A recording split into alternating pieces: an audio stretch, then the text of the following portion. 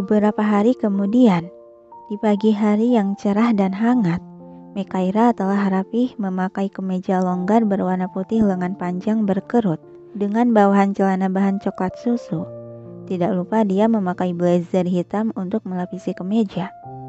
Dengan perasaan ceria dan semangat bekerja, Mekaira menaiki sebuah kendaraan beroda 2 milik abang-abang pangkalan ojek yang membawanya ke rumah sakit ZK Sejahtera terbesar di kota tersebut.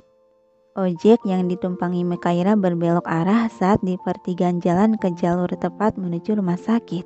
Dia tak sadar bahwa saat di pertigaan itu, ada sebuah kendaraan lain yang kebetulan mengenal sosoknya, sehingga kendaraan tersebut membuntuti ojek yang ditumpangi. Dari dalam mobil putih yang membuntuti Mekaira, pria tampan berkemeja navy yang sangat pas di tubuh proporsionalnya. Alis pria itu terangkat sebelah menyaksikan pemandangan di luar di mana Mekaira berada. Mekaira? Pria bernama Samuel Jacqueline itu sedikit menegakkan tubuh memincingkan kedua mata untuk memastikan penglihatannya itu benar. Marisa yang mendengar celetukan Samuel, dia ikut melirik ke arah keluar jendela. Apa Anda akan meminta saya untuk mengikutinya?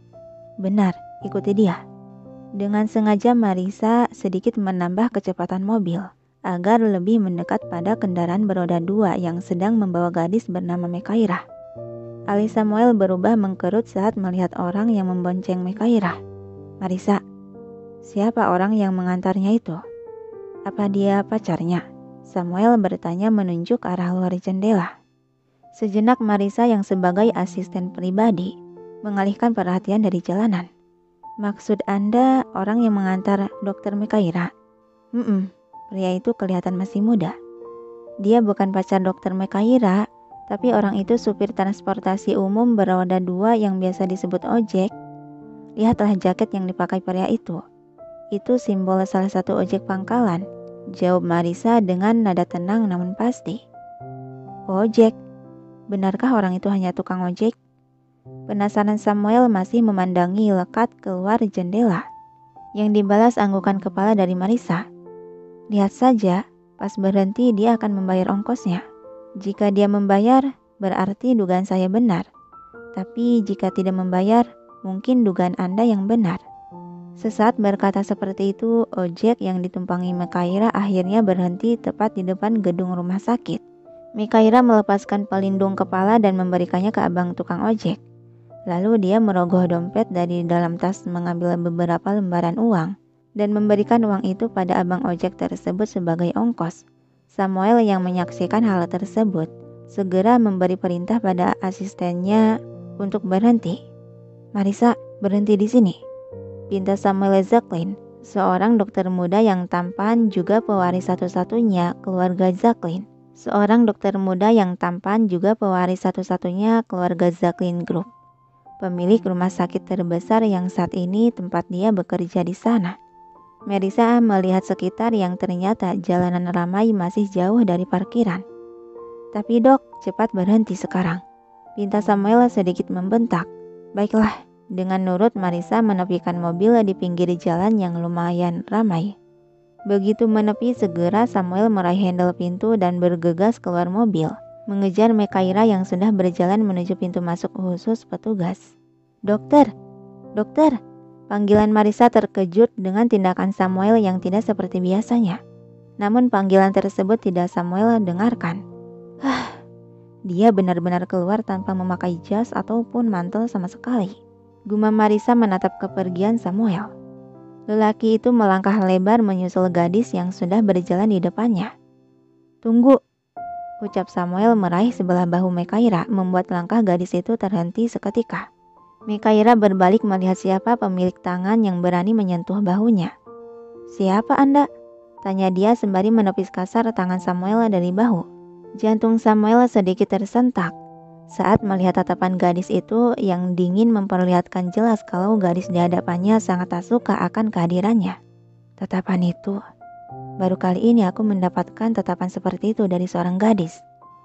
Batin Samuel, bibirnya ketarik membuat senyuman lebar nan ceria untuk menutupi perasaannya. Apa kamu melupakanku? Aku Samuel Zak, maaf, Anda salah orang. Saya tidak mengenal Anda. ketus Mekaira lalu berbalik pergi. Dia mengabaikanku. Seakan sudah ketarik dengan rasa penasaran, Samuel mengejar gadis itu dan mensejajarkan langkah kaki Mekaira di sampingnya. "Hei, kita kan pernah bertemu di rumahmu. Aku tidak mungkin salah orang. Kau Mekaira Nandira, orang dari perumahan anggrek, anaknya Bapak Randy dan Ibu Sarah kan?" Lirikan tajam yang sinis dari Mekaira membuat Samuel semakin tersenyum lebar. "Apa Anda penguntit? Atau Anda seorang agen penculik gelap? Saya tidak tahu bagaimana cara Anda bisa mengetahui data pribadi saya dengan sangat jelas seperti itu. Dan sebaiknya Anda jangan sok kenal dengan saya, karena saya benar-benar tidak mengenal Anda. Permisi." Segera Mekaira mempercepat langkah kakinya, jelas sekali dia menghindari lelaki itu. Masih diliputi rasa penasaran dan ketertarikan, Samuel kembali mengikuti gadis itu sehingga langkah kaki mereka kembali sejajar. "Kenapa kau berpura-pura tak mengenaliku? Padahal hari itu mamamu sudah memperkenalkanku. Tidak mungkin kau melupakanku. Aku kan calon tunang kamu." Sentakan Mekaira memotong ucapan. Seiring langkahnya terhenti.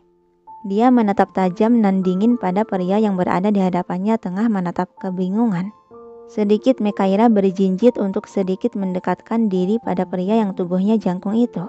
Tatapan dia masih dingin dan tajam, dan berucap dengan penuh penekanan. "Saya tidak pernah menganggap perjodohan itu, jadi berpura-puralah tak kenal dengan saya." Kemudian setelah mengatakan itu, Mekaira berbalik pergi meninggalkan Samuel, yang termatung tertegun masih terpesona dengan tindakan gadis yang mengintimidasinya tadi. Hembusan napas panjang keluar dari mulut Samuel, menatap punggung Mekaira yang mulai menjauh. Senyuman di bibirnya terukir sangat manis penuh ketertarikan. "Aku menyukai wajah itu. Gadis yang sangat unik. Bagaimana ini? Sepertinya aku jadi semakin tertarik denganmu, Mekaira Nandira." Gumam Samuel tersenyum manis yang bagi siapa saja melihat senyuman itu akan terpesona dan luluh. "Hei, itu kan Dr. Samuel Jacqueline. Aduh, gila, ganteng banget," bisik salah satu perawat menyenggol lengan perawat lain. "Anjir, idola gue tuh. Mana ponsel-ponsel?" Perawat lainnya langsung tergesa mencari ponsel dari tas selempang mereka. "Benar lo, harus diabadikan nih."